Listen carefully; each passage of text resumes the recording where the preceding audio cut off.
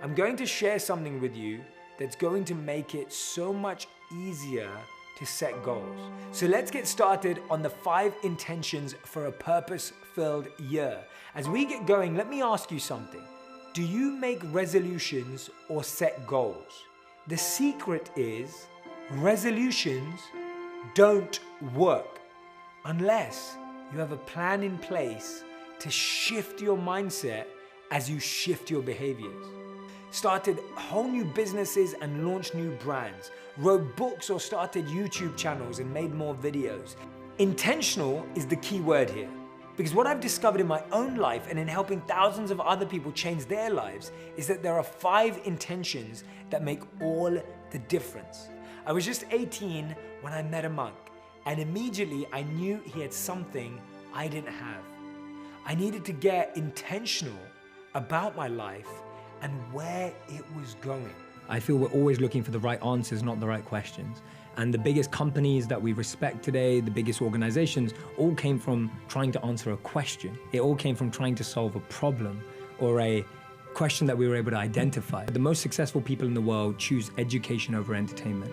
And the most unsuccessful people in the world choose entertainment over education with their spare time. So my mission has been, how do we spread wisdom at the pace people want entertainment?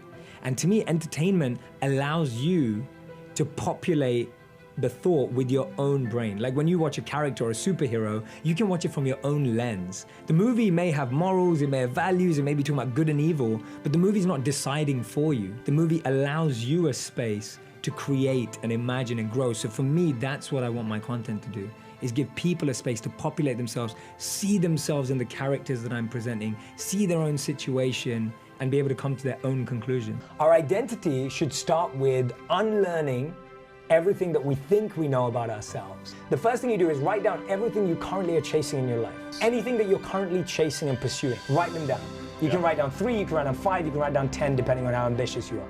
Second line, ask yourself, what is the source of that? Where did you get that idea? Did you get that idea from a TV show you saw? Did you get that idea from your parents? Did you get that idea from your mom and your dad, your sister, your cousin? Did you get that idea because your friend just got proposed to on Instagram? Did you get that idea because your friend just got promoted? Did you get that idea because you just broke up? Or did you get that idea because you just feel it when you do it, that you feel alive? And then the third thing you ask yourself is, well, then what is mine? What is coming from inside of me? And if you just do that 3-step process, now what you're doing is you're filtering out the noise and you're starting to listen to your voice. The thing is, you've got a voice inside of you, but it's quiet. And the noise of everyone else's opinions is so loud. So this way you filter it. There's a beautiful verse in the Bhagavad Gita that says that detachment doesn't mean that you own nothing. Detachment means that nothing owns you. And to me, that's that balance. That's that balance. It's that, you know that. Like if you're going over the millions and billions, but then that starts owning you, we've seen that destroy people.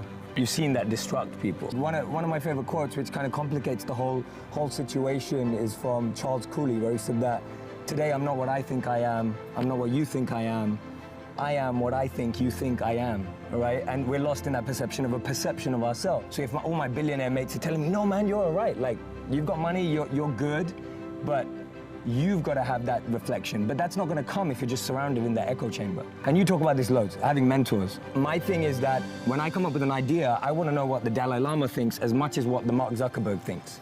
Because for me, that polarity is what allows me to not get lost in the echo chamber. One of the most beautiful things I learned was that serving other people was without a doubt the most meaningful experience of humanity. And there's this great study by Michael Norton from the Cambridge University where he talks about how money can buy happiness if you spend it on other people.